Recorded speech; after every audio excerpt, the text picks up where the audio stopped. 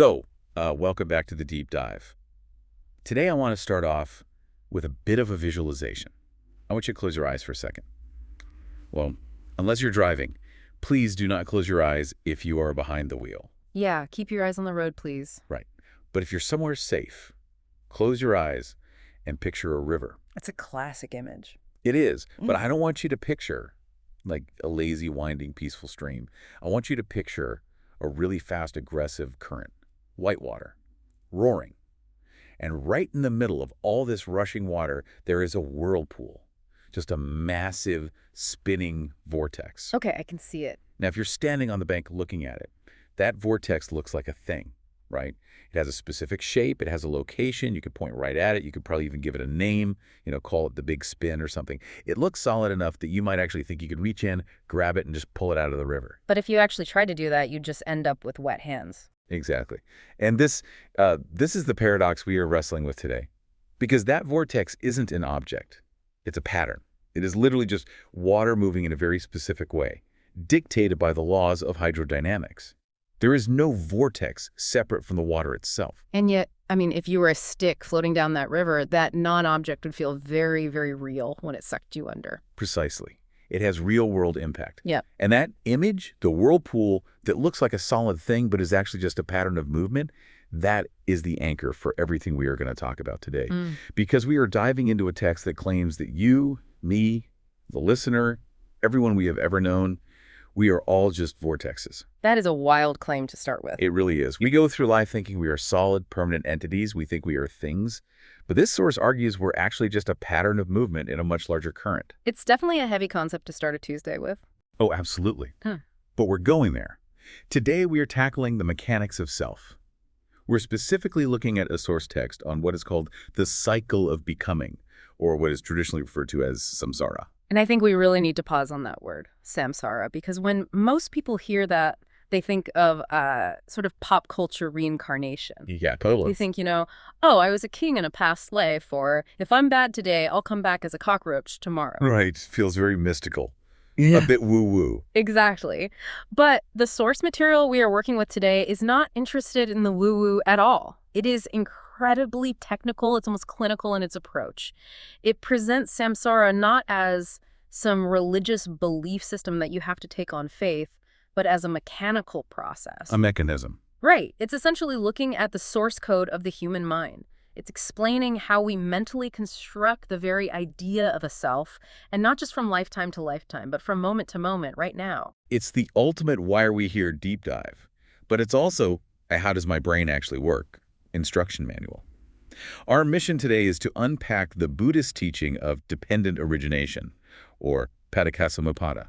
Which is just a massive mouthful of a word. It is a huge mouthful. I genuinely practiced saying that like 3 times before we started recording. But the goal today is to decode it. The text details this very specific 12-link chain of causation. It explains how ignorance, craving, and consciousness all interact to keep us trapped in this continuous loop of dissatisfaction. And the promise the text makes is really bold. It claims that if you understand this chain, if you can actually sit back and see the gears turning in your own head, you can jam the machine. Jam the machine. I really like that phrase. It fits, right. You can stop the cycle of suffering. It's a schematic for the engine of human unhappiness. And what I appreciate so much about this particular text is that it frames this entire process as intrinsic. Meaning what exactly? Meaning it's like gravity. You don't have to believe in gravity to fall off a ladder. And according to this text, you don't have to be a Buddhist to be trapped in this cycle. It isn't a punishment from above. It's literally just how the human mind is wired out of the box. So let's look at this wiring. Let's go right back to that whirlpool analogy. Right. The text makes a pretty aggressive assertion right out of the gate in chapter 22. It says, quote, being is a mental concept. Right. And this is the very first hurdle where most of us trip up.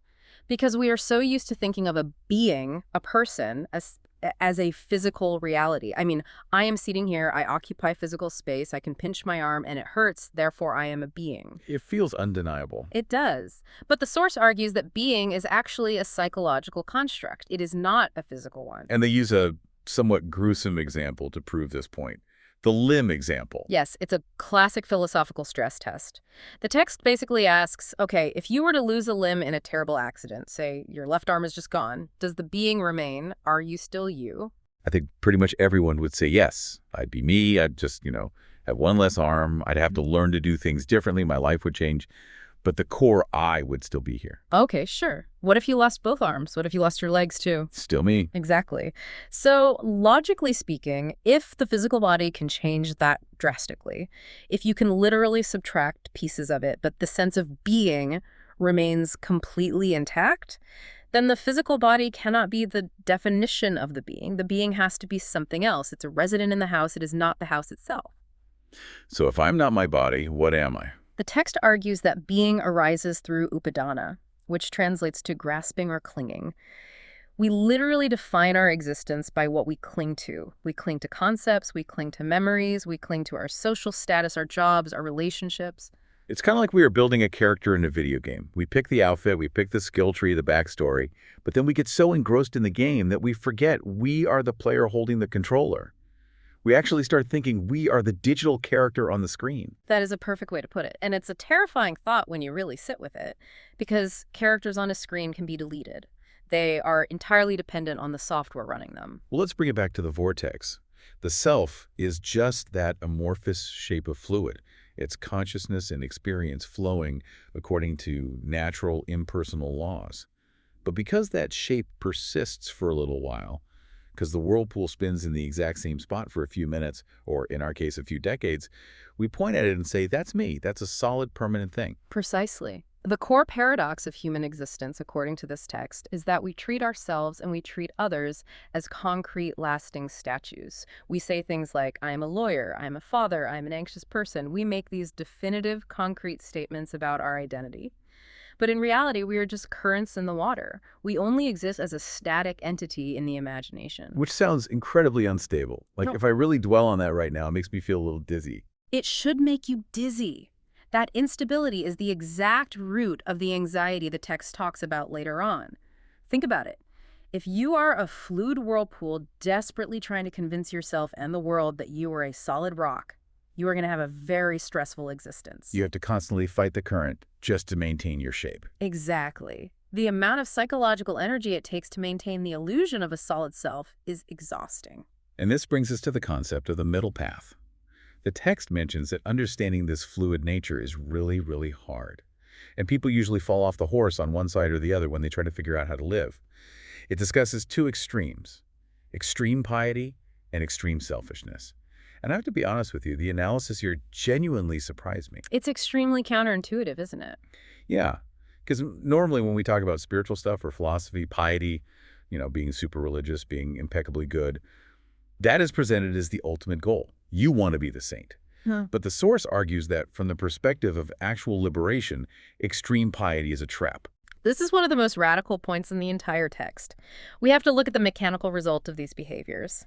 The text says extreme piety tends to lead to fortunate and blissful rebirths. Or, if we take it out of the metaphysical, it leads to very blissful, comfortable states of mind. Which sounds good. I mean, who doesn't want a blissful existence? Yeah. I would take a blissful existence right now. Well, let's unpack it. Imagine you live a perfectly pious life. You follow all the rules, you're kind, you're generous, you never step on any toes. And as a result, let's say you enter a state of being that is pure bliss. You're essentially a cosmic trust fund kid. A cosmic trust fund kid. Yeah. Everything is just easy for you. You're Yeah. beautiful, wealthy, perfectly healthy. There is zero struggle in your existence. Again, I'm failing to see the downside here. Please sign me up for the trust fund life. The downside is stagnation. If you have absolutely no suffering, you have absolutely no motivation to learn how the machine works. Why on earth would you question the fundamental nature of reality if reality is constantly feeding you peeled grapes?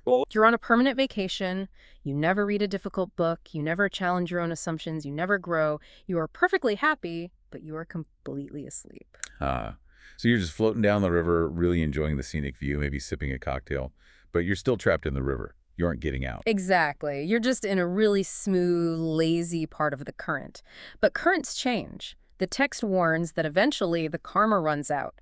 The vacation ends, the current speeds up, and suddenly you are drowning because you never actually learned how to swim. Wow. Okay. And then on the total opposite side of the spectrum, we have extreme selfishness. Right. And this leads to what the text calls animal or hellish states. And we don't necessarily have to view this as literal fire and brimstone. Think of a life of pure, unadulterated survival. Think of a severe addict, or someone living in an active war zone, or someone who is just entirely consumed by blind rage and jealousy. It's just constant agonizing friction. It is so much friction that you physically and mentally cannot learn. You are too busy just trying to survive the next 5 minutes. You're way too miserable to sit back and reflect on the nature of consciousness. You can't meditate if you're dodging bullets. Precisely. So if the pious person is too comfortable to care, the selfish person is too pained to focus. Both are trapped. So the middle path, the Majjhima Patipada, it isn't just about moderation in the way we usually think of it. It's not just, eating half a cookie instead of the whole sleeve. It's about finding these specific psychological frequency where you can actually do the work of waking up. Yes. You need enough stability to be self-aware, so you aren't just freaking out in survival mode constantly, but you need enough friction, enough subtle dissatisfaction to realize that something is fundamentally wrong with the illusion. You need a pebble in your shoe to remind you to keep paying attention to how you walk. Okay, so let's say we were on this middle path. We have the stability to pop the hood and look at the engine. The text describes this 12-link chain of events that creates this self and generates this suffering. And I really want to walk through this chain link by agonizing link because it gets incredibly technical. It doesn't start with, I had a bad day at work. It starts way deeper than that. It starts at the very bottom. It starts with avijja, fundamental delusion or ignorance. Now, I feel like we need to defend the listener here for a second. Because if I walked up to someone on the street and told them, hey, the root of all your existential dread is that you're ignorant, they would probably punch me in the face. And rightfully so. Because in modern English, ignorance is an insult. It strongly implies that you're stupid or uneducated or willfully ignoring facts.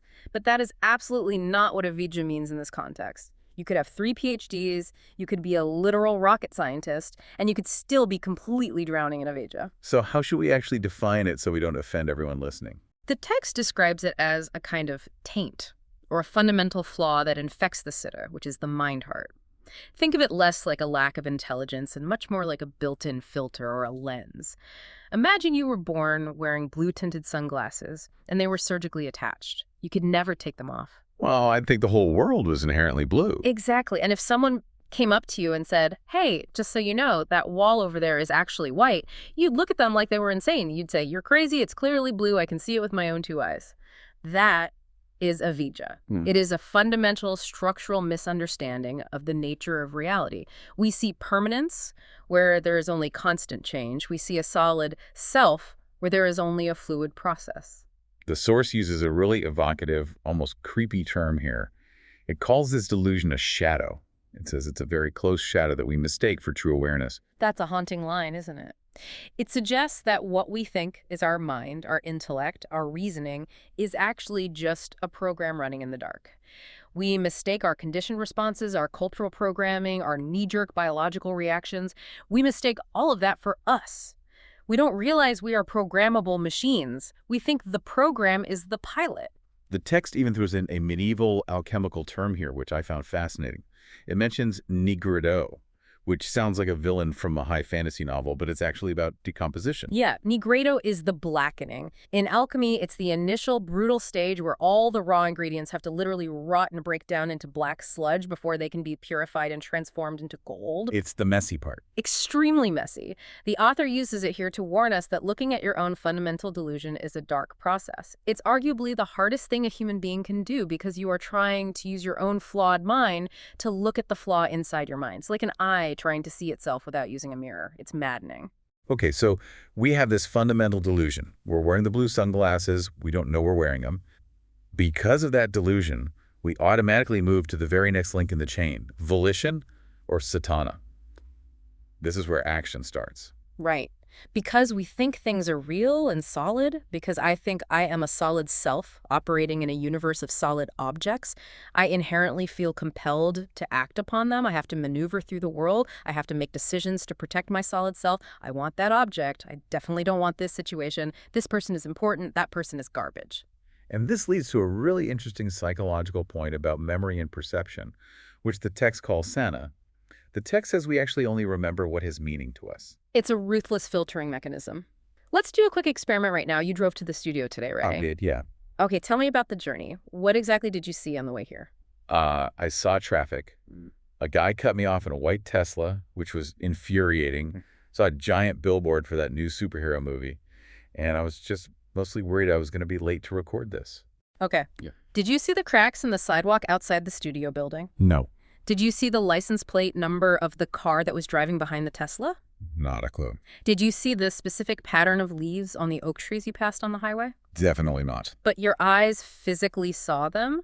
The light bounced off those leaves and hit your retina? The raw data went into your brain? But you didn't perceive them. Why? Because I didn't care about them at all. They weren't important to me getting here. Exactly. You only perceive and remember the things that impacted you. The Tesla that directly threatened your safety. The billboard that appealed to your desire for entertainment. The fear of being late that attacked your professional ego. You marked those specific experiences with meaning. Everything else, it just didn't stick. We are constantly ruthlessly editing the movie of our lives, cutting out 99% of the footage, and only keeping the scenes where we are the star. And here's where the text drops a massive bombshell. One that I really, really struggled to wrap my head around. It claims that consciousness itself, Vinna, arises through choice. This is the big one. This is where the paradigm shifts entirely. Wait, hold on. Let me make sure I have this right. You're saying consciousness isn't just like a camera lens. Because I always thought consciousness was just the state of being awake. The camera's on, it's recording, whatever happens to pass by. But this text is saying, what? That I choose to be conscious. It's arguing that consciousness is an active process, not a passive one. It is highly selective. The mechanism works like this. To make a choice, to have volition towards something is to be aware of it. Therefore, your awareness is a direct result of your deciding. But that sounds completely backwards. The whole Descartes thing is, I exist, therefore I choose. You're saying the text argues, I choose, therefore I exist. That sounds like I have to forcefully think myself into existence every single morning when my alarm goes off. It does sound completely backwards to our Western ears, absolutely. But go back to your commute. The cracks in the sidewalk, were you conscious of them? No, I wasn't. But they were physically there. In the Buddhist mechanical model of mind, if you don't select it, if you don't direct your volition towards it, it literally does not exist in your subjective world. Consciousness isn't a massive floodlight that passively illuminates everything in the area. It's a very narrow spotlight, and you, or rather your deep-seated programming, is aiming it. So if I don't care about it, Yeah. in a very real functional way, it doesn't exist to me. I am literally creating the boundaries of my reality moment by choosing what to pay attention to. Precisely. You are assembling your universe out of the things you grasp at. And this leads to the very next step, which is a tragedy, the split. Once consciousness arises via that decision, once you point the spotlight at the guy in the Tesla, you instantly create a duality. You create a subject, which is me, the victim being cut off, and an object, which is that jerk in the Tesla. Mind versus body, me versus the world. Yes. The illusion of separation is officially born. A microsecond before that moment of focused frustration, there was just raw, undivided experience. Now there's an I experiencing an it. And then we get hopelessly stuck in what the text calls resultant consciousness, or vipaka vinna. This is the feedback loop. We recognize things we have already learned to recognize. The example they give in the book is the color blue.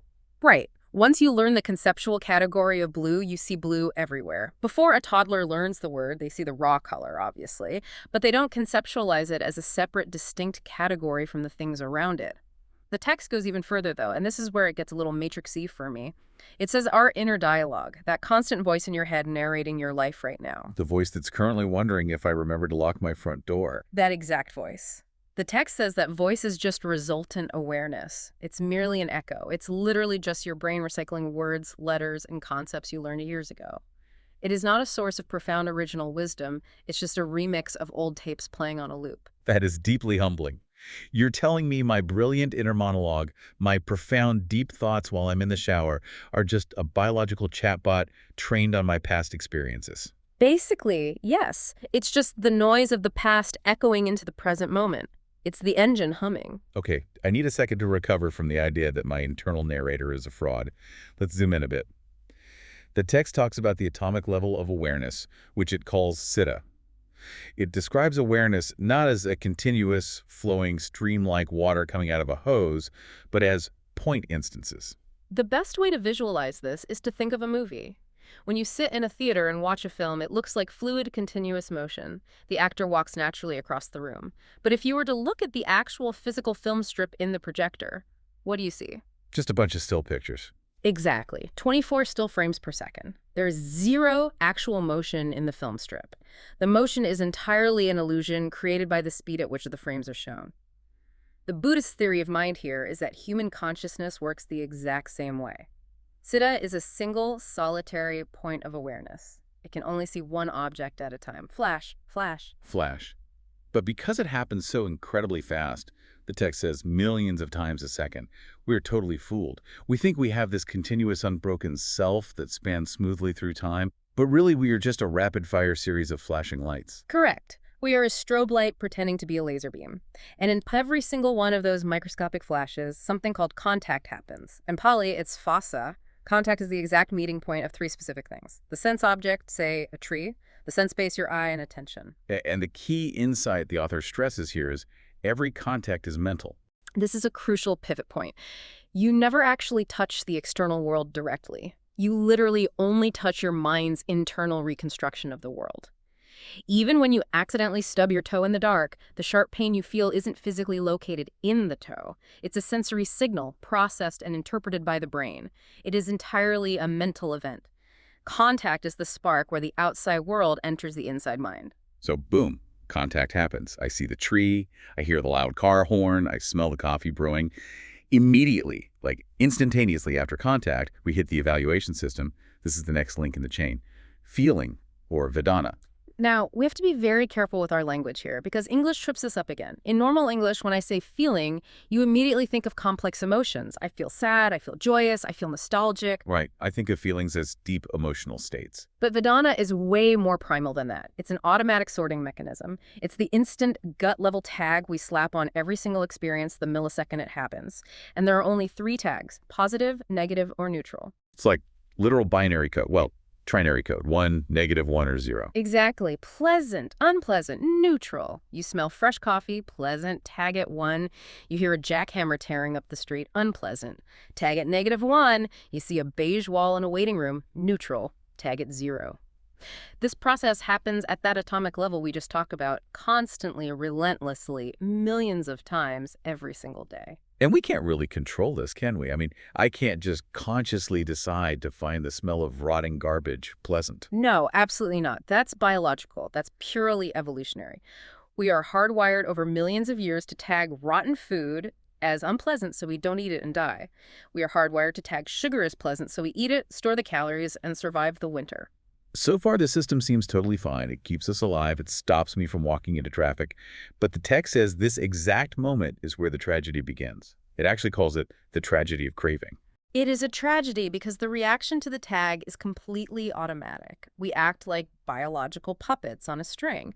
When we tag something as pleasant, we don't just objectively observe it and say, oh, what a nice sensation. We inherently, instinctively want to keep it. We want to possess it. We want to repeat the experience. And when we tag something as unpleasant, we immediately want to destroy it, or we want to run as far away from it as possible. And that transition, that tiny fatal shift from this feels good to I absolutely must have this, that is the shift from feeling to craving, tanha. Yes. And tanha literally translates to thirst. It's an insatiable, unquenchable thirst. The text defines craving as the distraction of wanting. I absolutely love that definition. It's a distraction. Because it pulls you completely out of the present moment. If you are actively craving something, you aren't here. You physically cannot be here. You are living in a fantasy of the future where you finally have the thing, or you are dwelling in a memory of the past where you used to have it. You are entirely distracted from reality. And here's the psychological insight that really hit me hard reading this chapter. The text says, quote, "We only become aware of ourself when it matters, when we are worried." Yes. Think about the concept of the flow state. Have you ever been totally, utterly absorbed in doing something? Maybe playing a complex video game, or cooking a big meal, or playing a highly competitive sport. Oh yeah, totally. You look up at the clock and somehow 3 hours have just vanished. In those 3 hours during that entire block of time, were you actively thinking about you? Were you sitting there thinking, I am a podcast host, I have a mortgage payment due on Tuesday, I am mildly worried about my hairline receding? No, none of that existed. I was just doing the thing. Exactly. When you are fully engaged with reality, the self completely disappears. There is just the action itself. But the second you start craving something, The sufferer is born. as soon as you want something you don't currently have, you create a gap. And in that empty gap, you construct an unhappy me to feel the lack. You essentially create a version of yourself whose entire defining characteristic is that it is lacking. I am the person who is hungry right now. I am the person who is desperately lonely. I am the person who needs that new promotion to feel validated. So craving literally creates the self. We conjure up a ghost just so the ghost can be miserable. Specifically, it creates the suffering self. The text paraphrases it so beautifully. We are interested in the sense of being that is created on craving. Yeah. We are fundamentally addicted to the dramatic narrative of wanting, even though the wanting physically and mentally hurts us. Man, that is dark. So we have this craving running rampant, and if we just let it run on autopilot, it solidifies into the next link in the chain, clinging or grasping, which is upadana. This is the stage where the wet concrete really starts to set. Craving is just the fleeting thought I want. Clinging hardens into I am. We start to deeply identify with the objects and statuses we crave. We don't just want to drive a fancy car. We want to structurally become a person who owns a fancy car. We crave a permanent status. We crave an unshakable identity. In fact, we crave existence itself. We cling to the idea that I am a young, healthy, highly respected person. But the inherent problem with that is those things always change. You are going to get old. You are going to get sick. You might lose the prestigious job. And that is exactly why clinging inevitably leads to bhava, or becoming. Because reality is constantly degrading our ideal identity, we're constantly trying to bridge the gap between who we are right now and who we desperately want to be tomorrow. The text talks about this as projecting a concept of self into the future. It mentions the human life cycle here, which I thought was a fascinating application of this. It says that in the first half of life, this projection of becoming is usually super optimistic. It's all about growth. Yeah. I'm going to be successful. I'm going to travel the world. I'm going to find my true soulmate. Right. It's an era of expansion. We are building the vortex, trying to make it bigger and more impressive to the other vortexes. But then the inevitable decline happens. The second half of life kicks in. Physical health starts to fail. The grand opportunities begin to shrink. And the nature of the craving shifts dramatically. We stop craving massive success and we just start craving basic safety. We crave to simply be pain-free. We crave to just not be abandoned and lonely. But, and this is key, the mechanical process is exactly the same. We are still projecting a mental image of a future me who is finally okay because the present me is currently not okay. We spend our entire lives living in the state of becoming, and we almost never spend a minute in the state of being. And this endless cycle of becoming leads to the ultimate becoming, the end of the line, death and rebirth. Now, the source gets quite metaphysical here, which might lose some people, but it importantly keeps it tied to the same mechanics of mind we've been talking about. It says when the physical body inevitably fails, the attachments, that intense momentum of craving we spend a lifetime building, it doesn't just vanish into thin air. Think of the spinning vortex again. If you throw a dam into the river and block the water, the energy of the water doesn't just disappear. The pressure builds up intensely until it finds a new channel to blast through. The text explains that our accumulated attachments essentially act as an engine, driving the creation of a rebirth-linking consciousness. Divina. And it defines karma here in a very, very specific way. Not as cosmic justice. It's not the whole, you stole a candy bar when you were 10, so you get struck by lightning when you're 40. No, that's the fairy tale moralistic version of karma. Here, karma is defined purely mechanically as the force that causes subsequent moments of consciousness to arise. It is simply momentum. It's kinetic energy. If you have spent an entire lifetime craving, grasping, and furiously becoming, that massive amount of psychological kinetic energy has to go somewhere. It propels the stream of consciousness into a new state, a new birth. And with that new birth comes the inherent, inescapable problem. Yeah. Existential anxiety. Yes. Because once a being is established again, so is the immediate, visceral fear of losing it. If you build a beautiful sandcastle right on the edge of the water, you immediately have to spend all your time worrying about the tide coming in. If you mentally construct a self, you immediately have to worry about disease, loss, and death. The self is an incredibly fragile construct, and deep down in our bones, we know it. That's the persistent background hum of anxiety we all feel when we wake up at 3 a.m. We are trying to hold onto water with our bare hands, and we are utterly terrified because we can feel it continuously slipping through our fingers. So that is the chain. It's a complete machine, from fundamental ignorance to choice, to consciousness, to contact, feeling, craving, clinging, becoming, and finally ending in suffering and death. It's a pretty bleak machine, honestly. Looking at it laid out like that, it sounds like an inescapable trap designed by a sadist to never let you go. It is absolutely a trap. But do you remember the mission we talked about at the very beginning of the deep dive? To jam the machine. Exactly. This text isn't just a depressing diagram of a prison. It is actually the blueprint for the escape tunnel. Liberation. And the text says the solution to this whole mess is subtractive. I love that concept so much. We almost always think that spiritual growth is about getting something. We want to acquire wisdom, we want to receive grace, we want to unlock mystic superpowers, we constantly want to add to ourselves. But here, liberation isn't about adding a single thing. It's entirely about dismantling. It's about clearly seeing the chain and systematically breaking the links. There's a famous quote in the text. He who sees dependent origination sees the Dharma. Meaning, if you can actually see how the machine works in real time in your own head, you can choose to stop feeding it coal. So where exactly do we cut the wire? It's a 12-link chain. The text seems to point to one very specific gap, one structural weak point in the entire mechanism. Yes, the gap between feeling and craving. Walk us through that. Why not just stop contact? Why not go back to the beginning and stop ignorance? Well, practically speaking, you can't stop contact. You have physical eyes and ears. Unless you go live in a completely dark sensory deprivation tank for the rest of your life, you are going to see and hear things. Contact is inevitable. Fair point. And you can't really stop feeling either.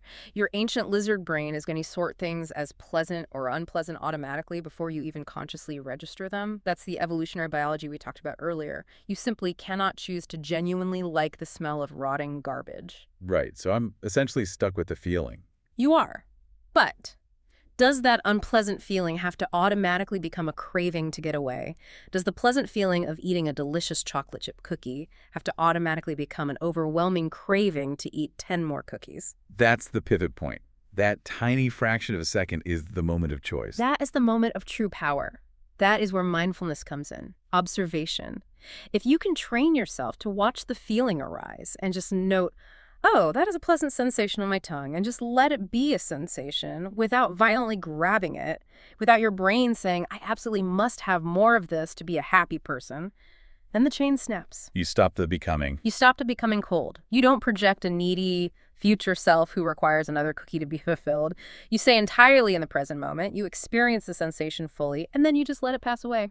You remain as the fluid water. You don't form the rigid vortex. And the text strongly emphasizes that you do not need a deity to do this. You don't need divine intervention or a savior. No, it is remarkably self-reliant. It says the entire process is intrinsic.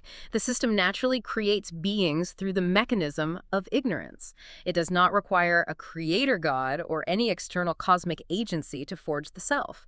And therefore, logically, liberation is strictly an internal job. You don't need a savior to reach down and pull you out of the whirlpool. You just need to realize how you are spinning and then stop spinning. As the text says, mastering karma at the deepest possible level. Which is really just demystifying karma. It's mastering your own moment-to-moment psychological reactions. It's facing that Nigredo, that dark shadow of fundamental delusion, and having the profound realization, I am not the faulty program. I am the silent awareness that has the capacity to watch the program run. It's incredibly heavy stuff, but it is strangely empowering. It completely takes the blame and the guilt out of the equation. You aren't suffering because you're a wretched sinner or because the universe has a vendetta against you. You are suffering merely because of a mechanical, impersonal process of attachment. And mechanics can be learned. They can be fixed. Exactly. You are just a machine operating with a bug in the code. Debug it. So, let's bring this all the way down to earth before we wrap up. Why does this ancient, hyper-technical philosophy matter for the listener right now, today? Maybe they aren't actively trying to achieve absolute nirvana by Thursday. Maybe they're literally just trying to get through a stressful Tuesday at the office without losing their mind. It matters deeply because this mechanism perfectly explains the exhausting background hum of your daily life. You know that persistent feeling of restlessness, that nagging feeling that you are just waiting in the lobby for the next big thing to happen so your life can finally start. Yeah. The whole, I'll be truly happy when I finally get that promotion, or just, I'll be happy when it's finally Friday at 5 p.m. That feeling is the literal cycle of becoming in action. That is you forcefully projecting a phantom self into the future and then experiencing suffering in the present because you aren't there yet. That is the vortex spinning faster and faster, desperately trying to maintain its shape against the flow of time. Understanding this machinery helps you actually catch yourself in the act. It gives you the power to step off the treadmill. You can notice the tension and say, wait, I'm doing it again. I'm aggressively trying to become happy in the future instead of just being present right now. It drastically reduces the day-to-day friction of life. You start burning all your energy trying to maintain this rigid, frozen, defensive self against the natural flow of the river. You learn to just float. I really like that visual. Learn to float. Yeah. It's a lot less exhausting than trying to be a stone wall in the middle of rapids. It uses significantly less energy, that is for sure. Before we sign off today, I want to leave everyone with a final, somewhat provocative thought. This popped into my head when I was reading the section on the inner dialogue last night, and it honestly kept me staring at the ceiling for an hour. Go for it. Ruin our sleep. The source states very clearly, being is a mental concept. It argues that your internal narrator, that voice in your head, is just a conditioned echo of past tapes playing on a loop. So, consider this. If the you that you strongly believe you are is literally just a software program running based on past choices and current cravings, who is the one actively listening to this deep dive right now? That is the million-dollar question, isn't it? If you strip away the craving and the history and the name your parents gave you and the constant anxious becoming, what actually remains? Silence. And maybe, just maybe, reality. Something to seriously mull over on your commute tomorrow. For this week, just try to observe your own internal loop. Just watch it happen. Contact, feeling, craving. See if you can catch the exact microsecond you actively decide to be unhappy. It is a fascinating, terrifying experiment. Good luck with it. Thanks for diving deep with us today. We will see you next time.